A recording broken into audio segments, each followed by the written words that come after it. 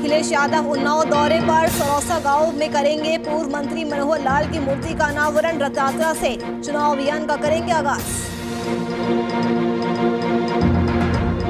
अयोध्या को मिली बड़ी सौगात, 84 कोसी परिक्रमा मार्ग को राष्ट्रीय राजमार्ग किया घोषित। नितिन गडकरी ने किया ऐलान।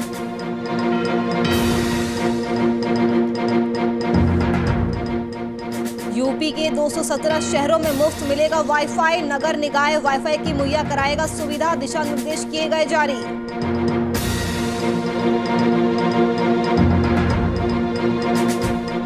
और पूर्व सीएम कल्याण सिंह की हालत अभी भी नाजुक। लाइफ सपोर्ट सिस्टम पर रखे गए कल्याण सिंह, बीते दिन यूपी की राज्यपाल ने जाना था हाल।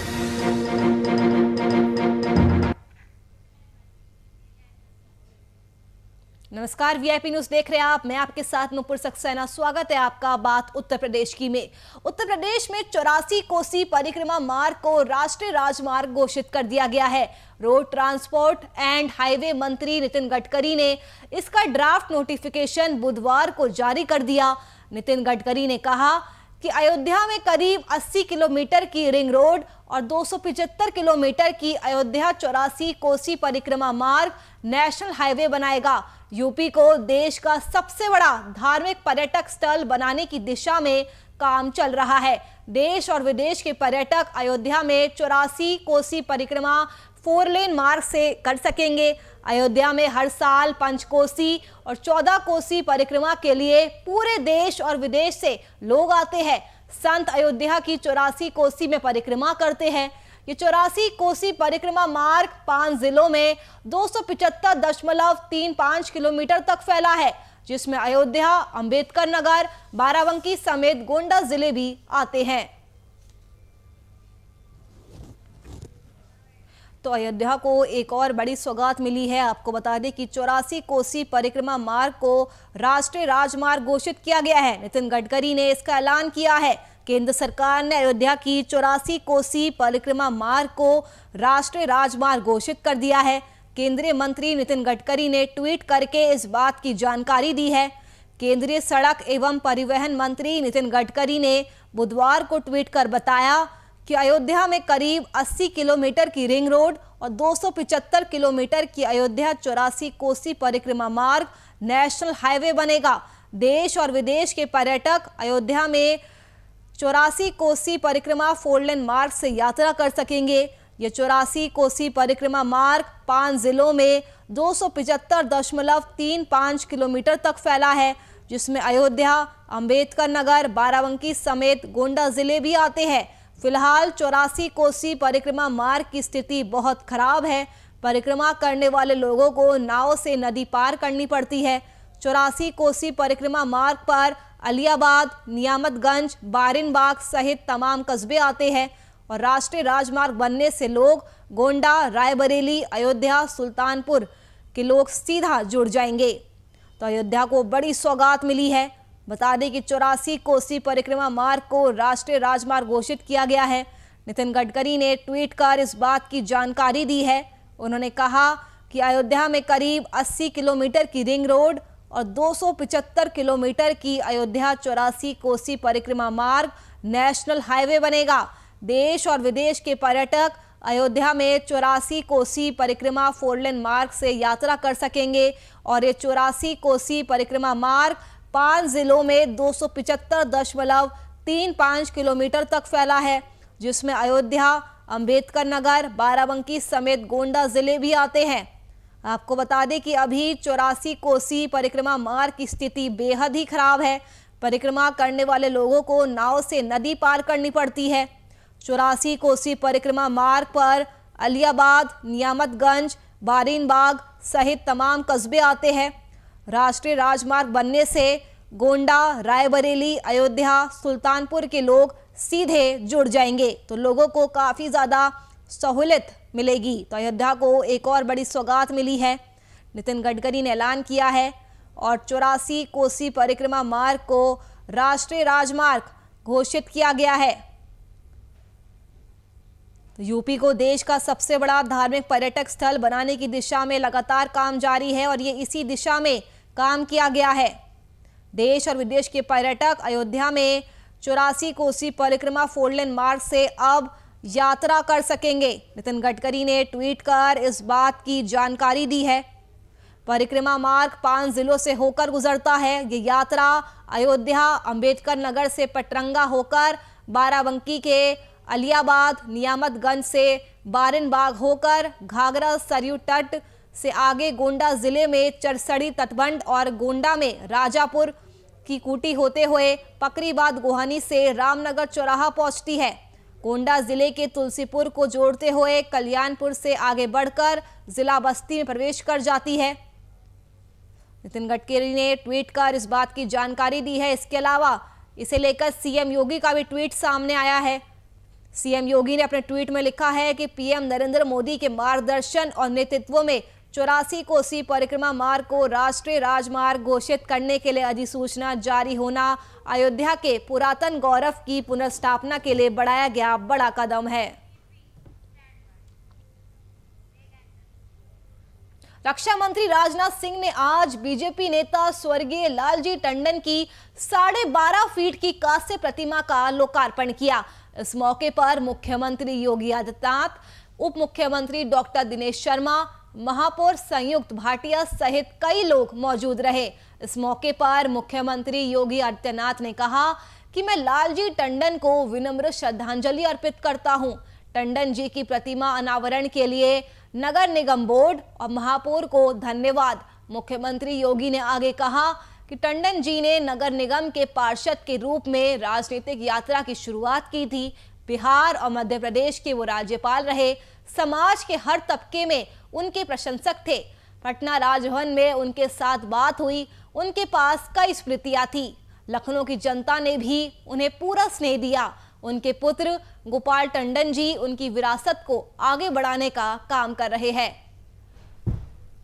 तो आज लालजी टंडन की प्रथम पुण्यतिथि है और इसी मौके पर रक्षा मंत्री राजनाथ सिंह ने लालजी टंडन की प्रतिमा का लोकार्पण किया है। बता दें आपको कि 12.5 फीट की कांस्य प्रतिमा है जिसे 28 दिन में बनाया गया है। लोकार्पण के मौके पर सीएम योगी, डिप्टी सीएम केशव प्रसाद मौर्य, दिनेश शर्मा आदि कई मंत्री मौजूद रहे। सभी ने लालजी टंडन को याद किया और उन्हें श्रद्धांजलि अर्पित की।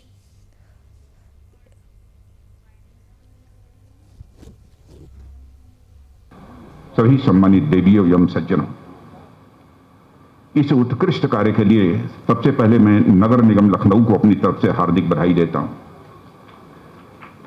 कि जिन्होंने लखनऊ की पहचान आदरणीय टंडन जी की प्रतिमा लगाने का फैसला किया और उन्हीं के नाम से इस पार्क का नाम भी होगा, यह भी निर्णय किया है। मैं बैठे बैठे सामने से टंडन जी की प्रतिमा को ऊपर से लेकर नीचे तक मैं देख रहा था। मैं इस नतीजे पर पहुंचा कि यदि एक वाक्य में टंडन जी की पहचान के बारे में कुछ कहना है तो हम कह सकते हैं, धोती कुर्ता पहने एक जिंदा दिल इंसान जिसके चेहरे पर बराबर हो मुस्कान, यही है हमारे टंडन जी की पहचान।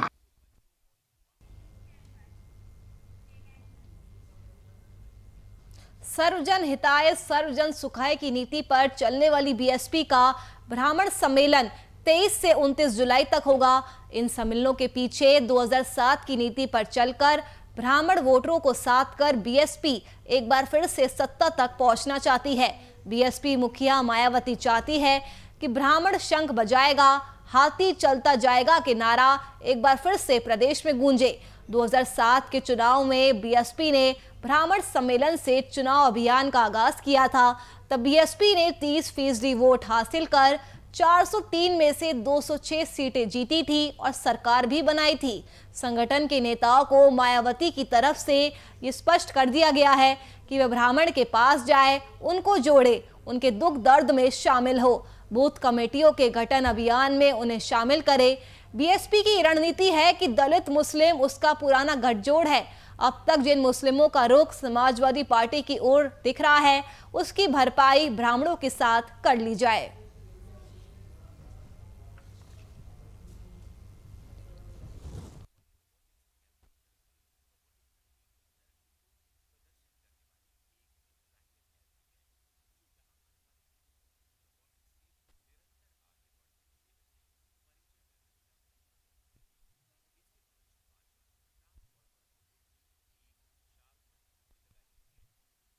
कार्ड खेला है। ब्राह्मण वोटरों को साधने की कोशिश है। आपको बता दें कि उत्तर प्रदेश में 23 से 29 जुलाई तक मायावती ब्राह्मण सम्मेलन का आयोजन करने वाली है। 2007 में भी यही नीति अपनाई गई थी और एक बार फिर से ब्राह्मण वोटरों को साथ कर बीएसपी फिर से सत्ता तक पहुंचना चाहती है, क्योंकि कहा जाता है कि ब्राह्मणों ने जिसका साथ दे दिया उसकी नैया पार हो जाती है। मायावती की पार्टी बीएसपी करीब 9 साल से यूपी की सत्ता से बाहर है। 2012 में अखिलेश ने उनसे सत्ता छीन ली थी। उसके बाद बीएसपी लगातार कमजोर हो रही है।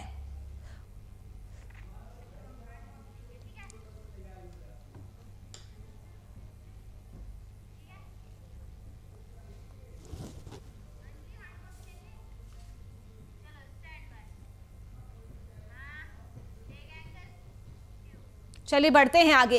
यूपी के देवरिया में शपथ ग्रहण समारोह का आयोजन हुआ है।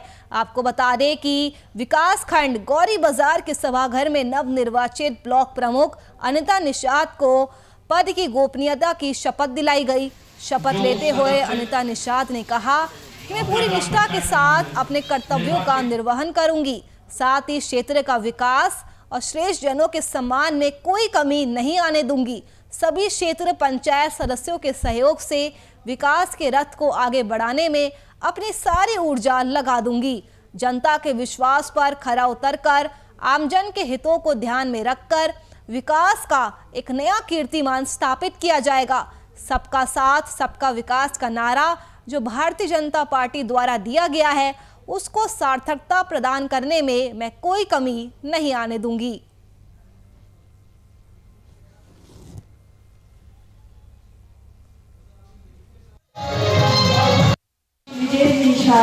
जो प्रमुख क्षेत्र पंचायत गौरी बाजार से निर्वाचित हुई हूँ, ईश्वर की शपथ लेती हूँ, सत्य निष्ठा से प्रतिज्ञा करती हूँ कि मैं विधि द्वारा स्थापित भारत के संविधान के प्रति सच्ची निष्ठा और श्रद्धा रखूंगी। भारत की प्रभुता और अखंडता रखूंगी तथा सदन अध्यक्ष के रूप में कर्तव्यों का श्रद्धापूर्वक निर्वहन करूंगी।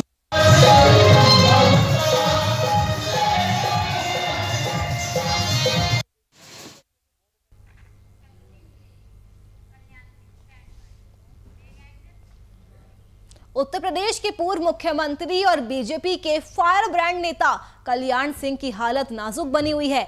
उन्हें सांस लेने में परेशानी का सामना करना पड़ रहा है। ऑक्सीजन लेवल भी उनका लगातार नीचे जा रहा है।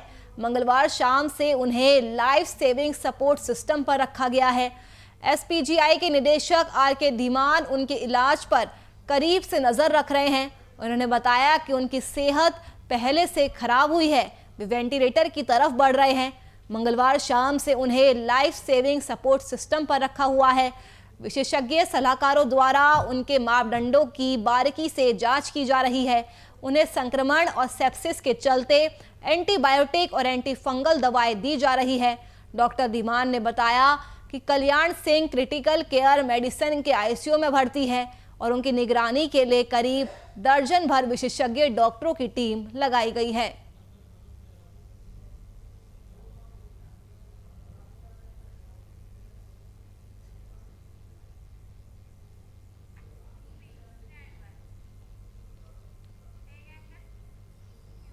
उत्तर प्रदेश के 14 शहरों में जल्द ही इलेक्ट्रिक बसें फराटा भरती हुई नजर आएगी।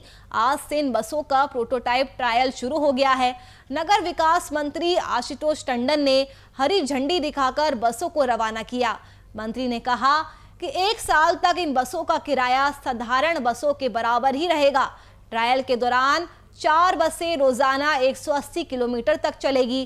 ट्रायल की सफलता के बाद 14 शहरों में 700 बसों का संचालन शुरू किया जाएगा। इन लग्जरी बसों में एसी आरामदायक सीट है तो सुरक्षा के भी खास इंतजाम किए गए हैं।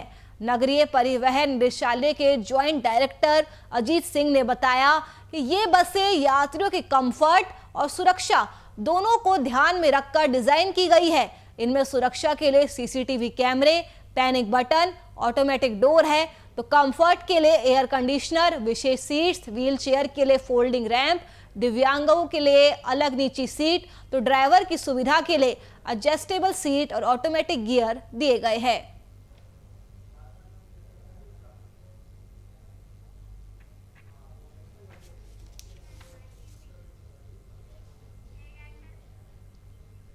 यूपी में नगर निगम वाले 17 शहरों समेत प्रदेश के 217 शहरों में लोगों को मुफ्त वाईफाई की सुविधा दी जाएगी। इसके लिए नगर विकास विभाग ने नगर आयुक्तों और अधिशासी अधिकारियों को दिशा निर्देश जारी किए हैं। इसमें बड़े शहरों में 2 स्थानों पर और छोटे शहरों में 1 स्थान पर मुफ्त वाईफाई की सुविधा की व्यवस्था करने को कहा गया है। अपर मुख्य सचिव नगर विकास डॉक्टर रजनीश दुबे की ओर से जारी निर्देश में कहा गया है कि जिन शहरों में फ्री वाईफाई की सुविधा पहले से है लेकिन उसमें खामियां होने से लोग इसका लाभ नहीं उठा पा रहे हैं, उन खामियों को तत्काल ठीक कराए। प्रदेश सरकार ने नगर निगम वाले लखनऊ, अयोध्या, वाराणसी, प्रयागराज, गोरखपुर, कानपुर, अलीगढ़, आगरा, झांसी, बरेली समेत अन्य जिलों के अलावा 200 नगर पालिका परिषद वाले शहरों में भी ये सुविधा प्रदान करने की योजना तैयार की है।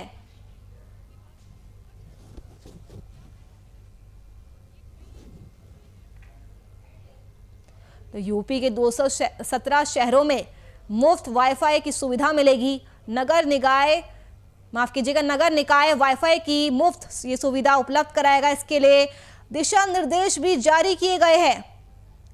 बड़े शहरों में 2 जगहों पर तो छोटे शहरों में 1 जगह पर मुफ्त वाईफाई की सुविधा की व्यवस्था करने को कहा गया है। जारी निर्देश में यह भी कहा गया है कि जिन शहरों में फ्री वाईफाई की सुविधा पहले से है लेकिन उसमें खामियां होने से लोग इसका लाभ नहीं ले पा रहे हैं, उन खामियों को तुरंत ही ठीक कराए। प्रदेश सरकार ने नगर निगम वाले लखनऊ, अयोध्या, वाराणसी के अलावा 200 नगर पालिका परिषद वाले शहरों में भी सुविधा प्रदान करने की योजना तैयार की है। तो यूपी के 217 शहरों में अब मुफ्त मिलेगा वाईफाई। नगर निकाय वाईफाई की सुविधा मुहैया कराएगा। इसके लिए दिशा निर्देश भी जारी किए गए हैं। नगर विकास विभाग ने नगर आयुक्तों और अधिशासी अधिकारियों को इसके लिए दिशा निर्देश दिए हैं। बड़े शहरों में 2 स्थानों पर तो छोटे शहरों में 1 स्थान पर मुफ्त वाईफाई की सुविधा मिल सकेगी। जारी निर्देश में यह भी कहा गया है कि जिन शहरों में पहले से ही फ्री वाईफाई की सुविधा है लेकिन वो ढंग से चल नहीं पाती है, उनमें खामियां हैं, इसकी वजह से लोगों को इसका लाभ नहीं मिल पाता है, उन खामियों को तत्काल ठीक कराया जाए।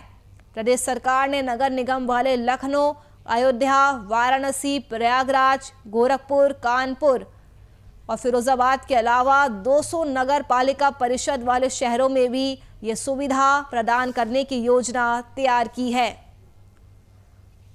तो यूपी के 217 शहरों में मुफ्त वाईफाई की सुविधा मिलेगी। नगर निकाय वाईफाई की सुविधा मुहैया कराएगा। इसके लिए दिशा निर्देश भी जारी किए गए हैं। बड़े शहरों में 2 स्थानों पर तो छोटे शहरों में 1 स्थान पर ये मुफ्त सेवा मिल सकेगी, जिसका लोग भी लाभ उठा पाएंगे। जारी निर्देश में ये भी कहा गया है कि जिन शहरों में फ्री वाईफाई की सुविधा पहले से है लेकिन खामियों की वजह से लोग उसका लाभ नहीं उठा पाते हैं, उन खामियों को तुरंत ही दूर किया जाए। प्रदेश सरकार ने नगर निगम वाले लखनऊ, अयोध्या, वाराणसी, प्रयागराज, मथुरा, वृंदावन और फिरोजाबाद के अलावा 200 नगर पालिका परिषद वाले शहरों में भी सुविधा प्रदान कराने की योजना तैयार की है और इस फ्री वाईफाई की सुविधा का खर्च नगर निकाय ही उठाएगा। वाईफाई सुविधा दिखावे की ना होकर ऐसी हो जिससे सच में लोगों के स्लो इंटरनेट स्पीड की वजह से रुकते काम बन सके, इस पर भी विशेष ध्यान दिया जाएगा। स्पीड कितनी है इसकी रिपोर्ट तैयार की जाएगी, क्योंकि सरकार का मानना है कि इस सुविधा से लोग अपनी ज़रूरतों के आधार पर किसी भी स्थान पर बैठकर अपना काम कर सकेंगे।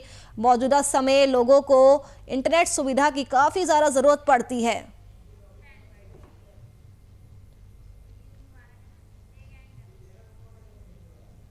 लखनऊ सहित पूरे प्रदेश में पूरा उत्साह के साथ बकरीद का त्योहार मनाया जा रहा है। शिया और सुन्नी मुसलमानों ने कोरोना गाइडलाइंस का पालन करते हुए 50-50 के समूह में ईद उल अजहा की नमाज पढ़ी और फिर एक दूसरे को गले लगाकर बधाई दी। बता दें कि कोरोना प्रोटोकॉल के तहत मस्जिदों में 50-50 लोगों को ही नमाज पढ़ने की इजाजत दी गई थी। इस दौरान सुरक्षा के व्यापक इंतजाम भी किए गए थे। लखनऊ में प्रदेश के उप मुख्यमंत्री डॉक्टर दिनेश शर्मा बकरीद की बधाई देने के लिए ईदगाह पहुंचे। इसके पहले राज्यपाल आनंदीबेन पटेल, सीएम योगी समेत कई नेताओं ने प्रदेशवासियों को ईद उल अजहा के अवसर पर शुभकामनाएं दी। राज्यपाल ने अपने बधाई संदेश में कहा कि ईद उल अजहा का पर्व त्याग और बलिदान के प्रति आदर व्यक्त करने वाला पर्व है। ऐसे पर्वों के माध्यम से सभी को खुशियां बांटने की प्रेरणा लेनी चाहिए। राज्यपाल ने यह भी कहा कि कोरोना महामारी को देखते हुए सभी लोग ईद उल अजहा का पर्व कोरोना बचाव के नियमों का पालन करते हुए ही मनाएं।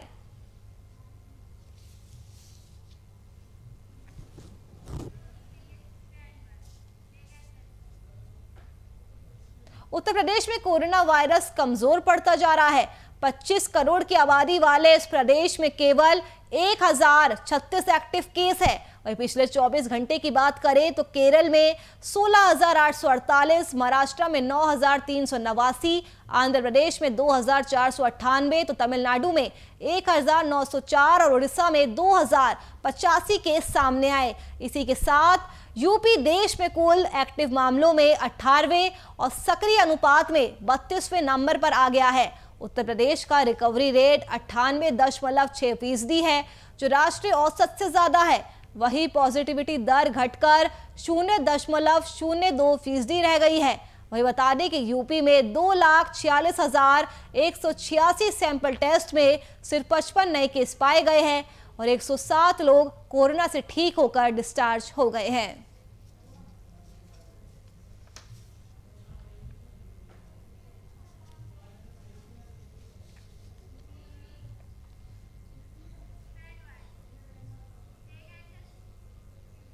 सपा के राष्ट्रीय अध्यक्ष अखिलेश यादव रथ यात्रा से बुधवार को चुनाव अभियान की शुरुआत करेंगे। वे लखनऊ से उन्नाव तक रथ लेकर जाएंगे।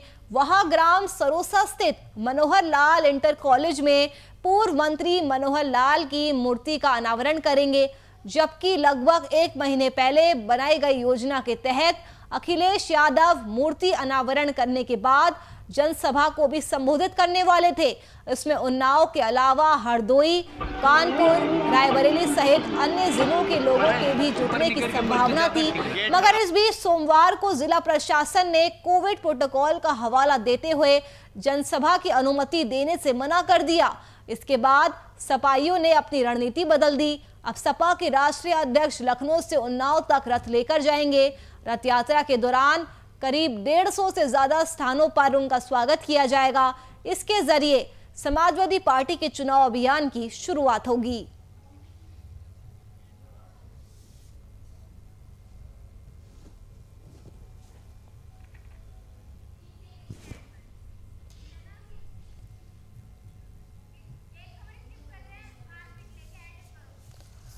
तो सपा के राष्ट्रीय अध्यक्ष अखिलेश यादव रथ यात्रा से बुधवार को चुनाव अभियान का आगाज करने वाले हैं। आपको बता दें कि लखनऊ से उन्नाव तक रथ यात्रा लेकर जाएंगे।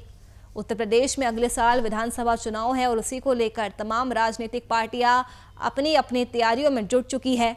ग्राम सरोसा स्थित मनोहर लाल इंटर कॉलेज में पूर्व मंत्री मनोहर लाल की मूर्ति का अखिलेश यादव अनावरण करेंगे।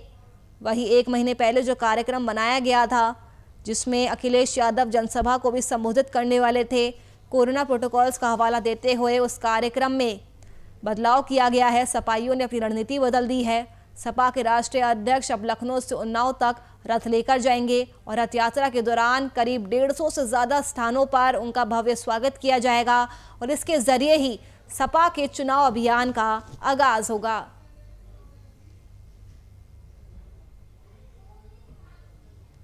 तो पूर्व सीएम अखिलेश यादव का आज उन्नाव दौरा है।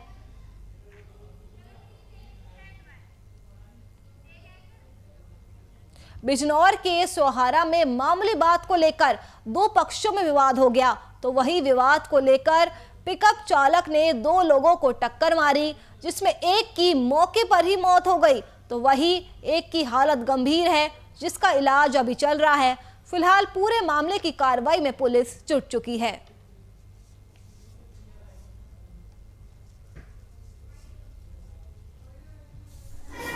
घटना ये हुई थी दोपहर में, बच्चों के मामले में थोड़ी सी बोलचाल हुई थी इंतज़ार से। उस बोलचाल होने पे कुछ महल्ले वालों ने वो कहा सुनी करके अपने अपने घर को चले गए। कोई लड़ाई झगड़ा मारपीट भी नहीं हुई थी। वो 10-20 लौंडे लेके और रात को 9 बजे हमारे महल्ले में आ गया और हमारे घर में चढ़ाई करी उसने। जब हमारी किल्ला सुनी तो महल्ले वाले निकल कर आ गए सब 9 बजे रात के लगभग, ठीक 9 बजे। मोहल्ले वाले जब निकल कर आ गए और 1-2 को पकड़ा दकड़ी करी तो वो लाठी डंडों से मार पीट करके और अपने हाथ पैर छुड़ा के और भाग गए।